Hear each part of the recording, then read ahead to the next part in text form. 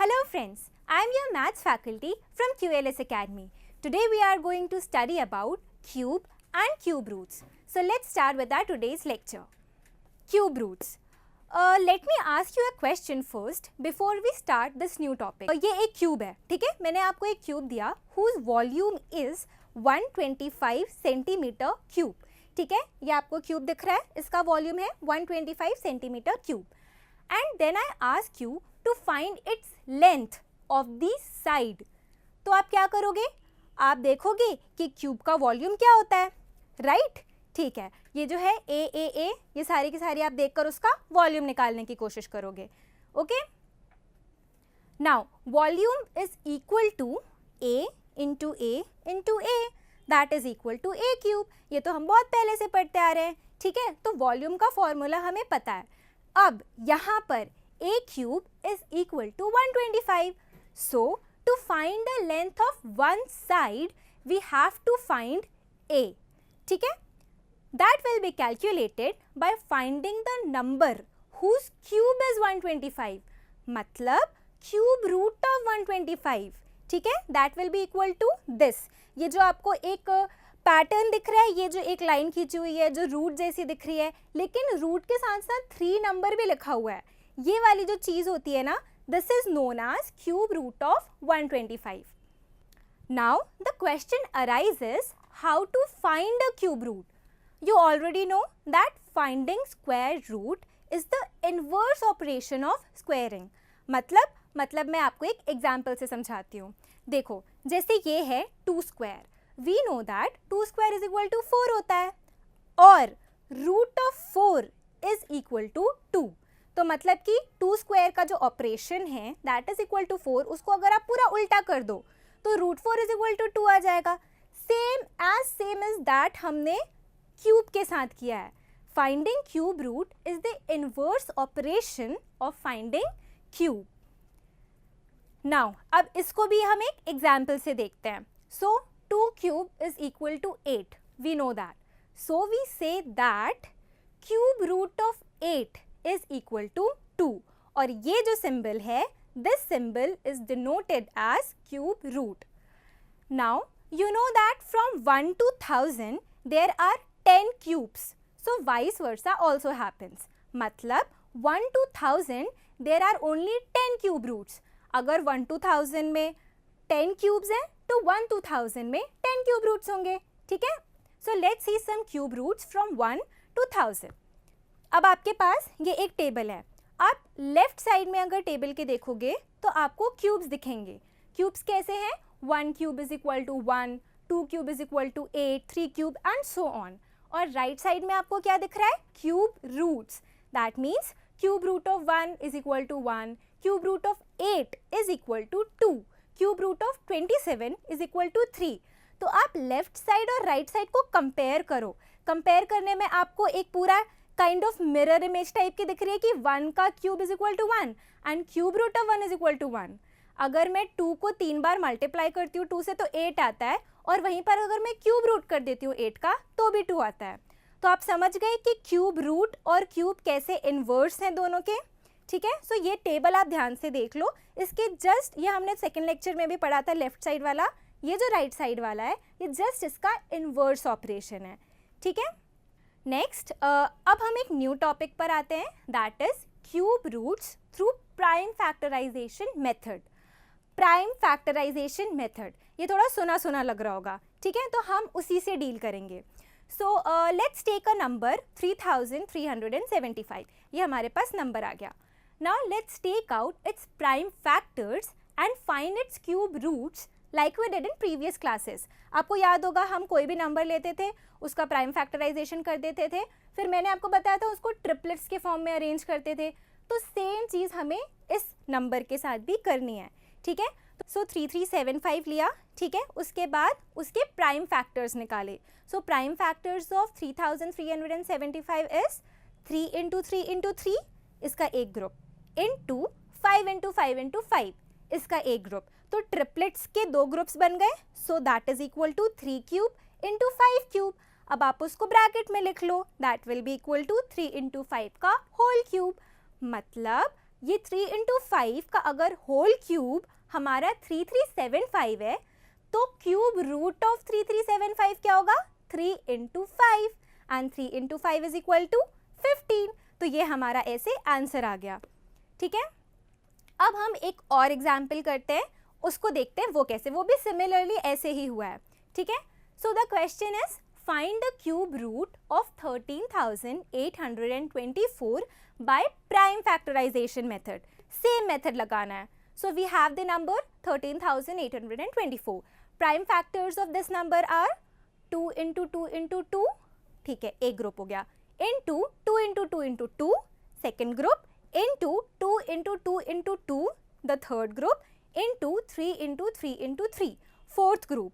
ठीक है, तो हमने देखा ट्रिपलेट्स के फॉर्म में 4 ग्रुप्स हैं, तो हमने उनको क्यूब के फॉर्म में लिख लिया, 2 cube into 2 cube into 2 cube into 3 cube, that will be equal to 2 into 2 into 2 into 3 का होल क्यूब। अब ये होल क्यूब है, मतलब कि इसका क्यूब रूट हमारा क्या आएगा? 2 इंटू 2 इंटू 2 इंटू 3। वो जो हमारा क्यूब है वो हट जाएगा क्यूब रूट में। ठीक है, सो इसका मल्टीप्लिकेशन का आंसर क्या आता है? 24। तो हमारा आंसर क्या आएगा? Cube root of 13,824 is equal to 24। ठीक है, अब ये हुआ लंबा मेथड। अब हम अपने नेक्स्ट टॉपिक पर आते हैं। नेक्स्ट टॉपिक में कुछ भी नहीं है, सिर्फ इस क्वेश्चन को सॉल्व करने का एक और तरीका है। ठीक है, so the next topic is cube root of a cube number. In this topic, we will find out a trick to know the cube roots.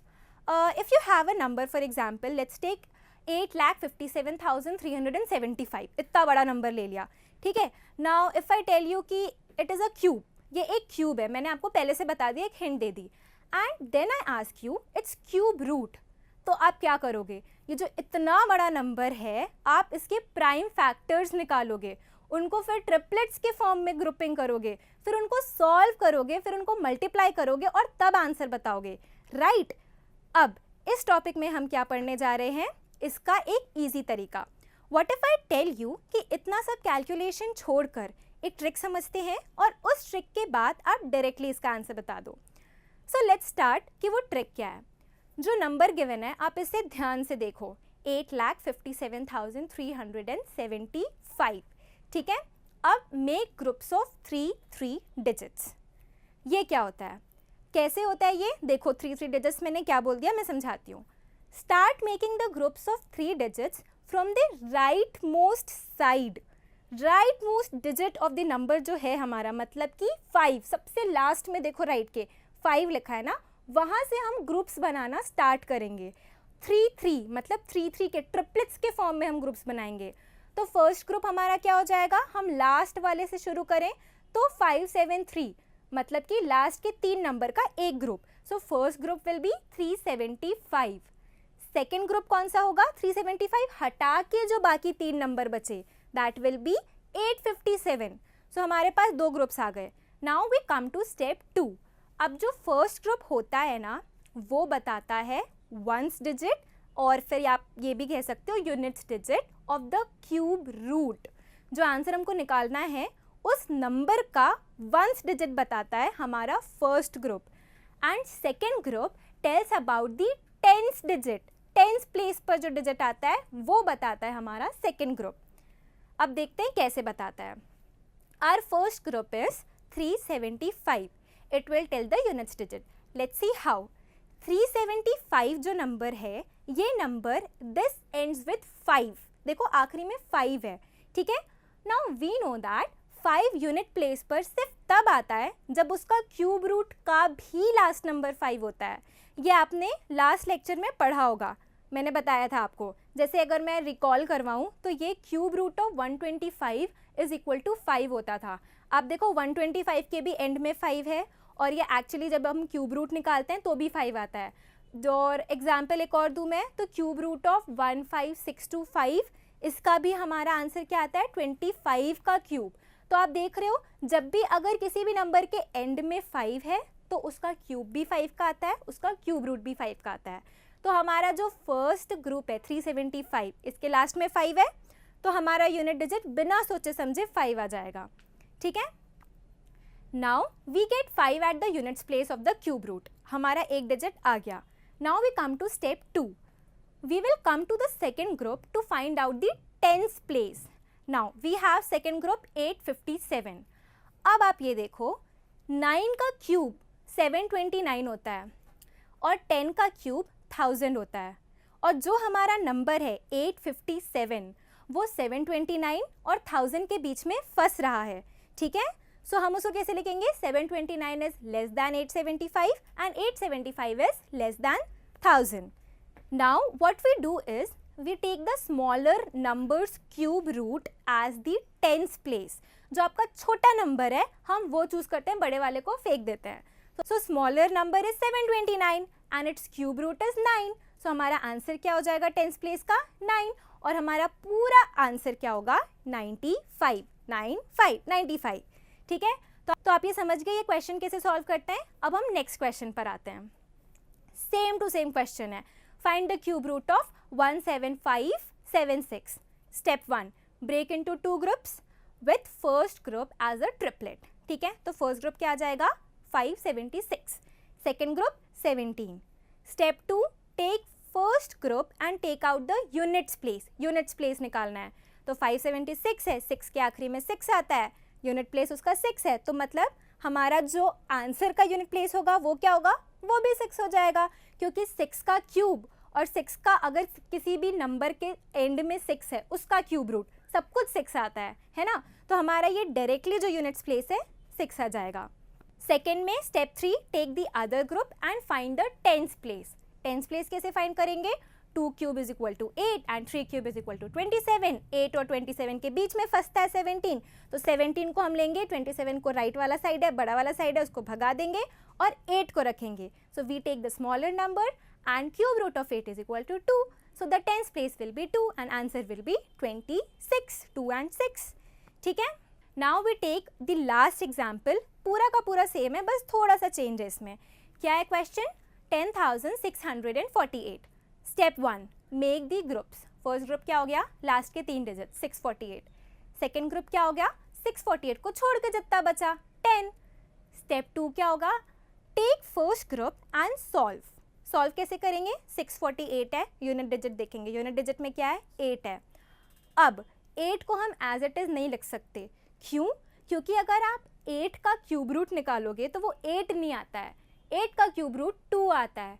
तो जो हमारा आंसर आएगा उसमें जो यूनिट डिजिट होगा दैट विल बी 2.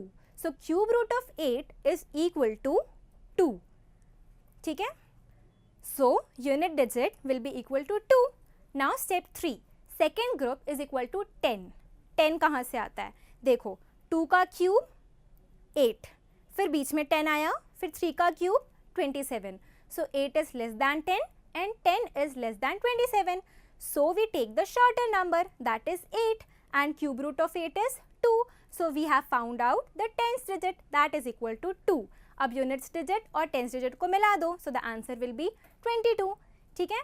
तो आप समझ गए होंगे कि ऐसे क्वेश्चंस कैसे सॉल्व करते हैं. अगर आपको प्राइम फैक्टराइजेशन बोला है तो आप या तो प्राइम फैक्टर्स निकालो उसके, या तो आप ये जो छोटा सा सिंपल सी ट्रिक है इस मेथड से आप उसका आंसर निकाल लो. ठीक है. So this was all for today. I hope you enjoyed the learning. If you have any doubts or query, kindly go to the following link. Thank you.